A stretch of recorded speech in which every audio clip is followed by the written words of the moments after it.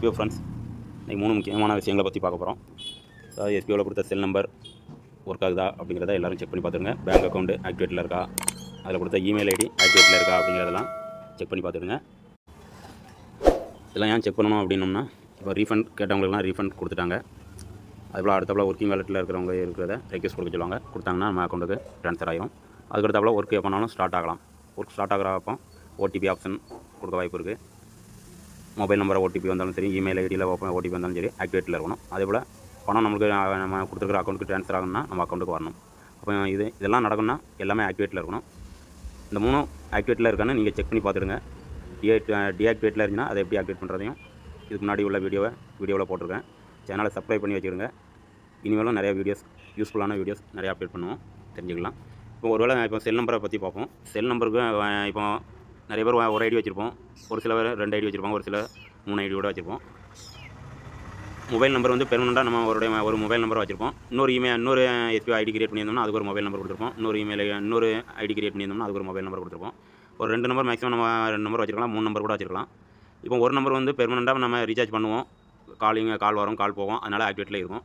அடுத்த 2 mobile number வந்து ஆக்டிவேட்டில் இருக்கா அப்படிங்கிறத செக் பண்ணிக்கிடுங்க. ஏன்னா அது ஒரு 3 மாதம் வரை நம்ம ரீசார்ஜ் பண்ணாட்டா டீஆக்டிவேட் ஆகிரும். அதேபோல் ஏதாவது கால் வராட்டா, காலிங் அல்ல எஸ்எம்எஸ் அப்படி எந்த தொடர்புமே இல்லாட்டா டீஆக்டிவேட் ஆகிறதுக்கு அதிக வாய்ப்பு இருக்குது. அப்போ அந்த 3 மாதம் இடைவெளியில் நம்ம ரீசார்ஜும் பண்ணாமல் விட்டுருப்போம்.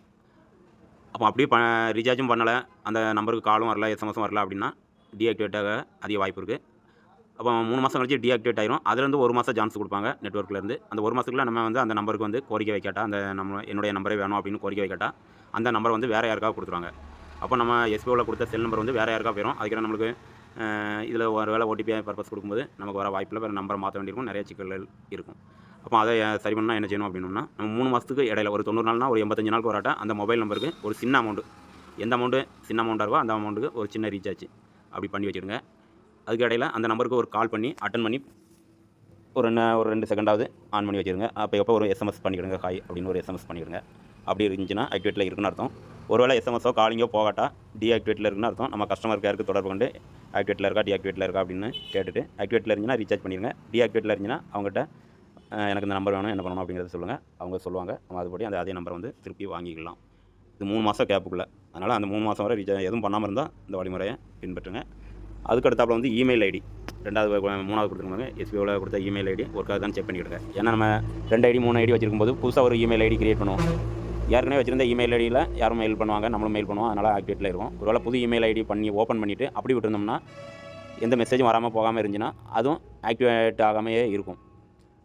அதனால் ஒரு இமெயில் ஐடி ஓப்பன் பண்ணிட்டீங்கன்னா அதுலேருந்து இன்னொரு இமெயில் ஐடிக்கு ஒரு ஹாய்னு ஒரு மெசேஜ் போடுங்க. இல்லை இன்னொரு இமெயில் ஐடியிலேருந்து இந்த ஐடிக்கு ஒரு ஹாய்னு ஒரு மெசேஜ் போடுங்க. எப்போவுமே ஆக்டிவேட்டில் இருக்கிற மாதிரி பார்த்துடுங்க.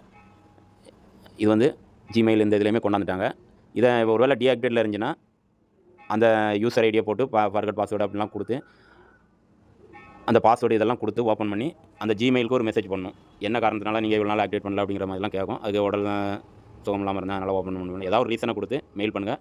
ஒரு 24 ஹவர்ஸ்லேருந்து 48 ஹவர்ஸுக்குள்ளே அந்த இமெயில் ஐடி ஆக்டிவேட் ஆகிரும். அதுக்காக ரொட்டீனாக ஒரு ஹாய்னு மெசேஜ் போட்டு இது பண்ணிக்கிடுங்க. இது எதுக்காக இமெயில் ஐடி ஆக்டிவேட்டில் இருக்குன்னா, ஒருவேளை ஓடிபி பர்பஸ் எஸ்பிஓலேருந்து கொடுத்தாங்கன்னா இமெயிலுக்கு கொடுத்தாங்கன்னா வரணும், சரிங்களா? அதனால் அதையும் செக் பண்ணி பார்த்துடுங்க. மெயில் எதுவுமே அனுப்பாமல் இருக்காங்க. அதுக்கடுத்தாப்பில் பேங்க் அக்கௌண்ட்டு அதுவுமே 3 மந்த் வரை எந்த டிரான்சாக்ஷனும் வரவோ டெபிட் கிரெடிட் ஆகாமல் இருந்துச்சுன்னா அதுவுமே டீஆக்டிவேட் பண்ணி வச்சுருவாங்க. அதுக்கு நம்ம அந்த அக்கௌண்ட்டுக்கு பணம் போட்டோம்னா பணம் வராது. அதுக்கு பேங்க்கில் போய் நம்ம கேட்டு இது ஆக்டிவேட்டில் இருக்கா டீஆக்டிவேட்டில் இருக்கான்னு கேட்டு டீஆக்டிவேட்டில் இருந்துச்சுன்னா நம்ம ஒரு ஆதார் கார்டு நம்மளுடைய ப்ரூஃபெல்லாம் கொடுத்து ஒரு லெட்டர் எழுதி கொடுத்து ஒரு 100 ரூபா பணம் போட்டு ஆக்டிவேட் பண்ணணும். அதனால் ஒரு ஃபோன்பே ஏதாவது ஒரு இது வச்சுருந்தீங்கன்னா அது மூலமாக ஒரு 50 ரூபாய் போட அதுலேருந்து எடுக்க அப்படி ஒரு டிரான்சாக்ஷனை வச்சுக்கிடுங்க. அப்படி இல்லாட்டா யூஸ் இல்லாமல் போயிடும். அப்புறம் திரும்ப ஆக்டிவேட் பண்ணுறதுக்கு ரொம்ப சிரமப்பட வேண்டியிருக்கும், பேங்க் அலைய வேண்டியிருக்கும், சரிங்களா? இந்த 3 இதையும் செக் பண்ணி வச்சுக்கிடுங்க. எப்போனாலும் கம்பெனி நம்மளுடைய ஒர்க்கு ஸ்டார்ட் ஆகலாம். அதனால் செல் நம்பர் ஆக்டிவேட்டில் இருக்கா, பேங்க் அக்கௌண்ட் ஆக்டிவேட்டில் இருக்கா, எஸ்பிஓவில் கொடுத்த இமெயில் ஐடி ஆக்டிவேட்டில் இருக்கா அப்படிங்கிறத செக் பண்ணி பார்த்துடுங்க. அதுக்கு முன்னாடி சேனலையும் சப்ஸ்கிரைப் பண்ணி வச்சுக்கிடுங்க. நிறைய யூஸ்ஃபுல் மெசேஜ் வந்து அப்டேட் பண்ணுவோம். தேங்க்யூ.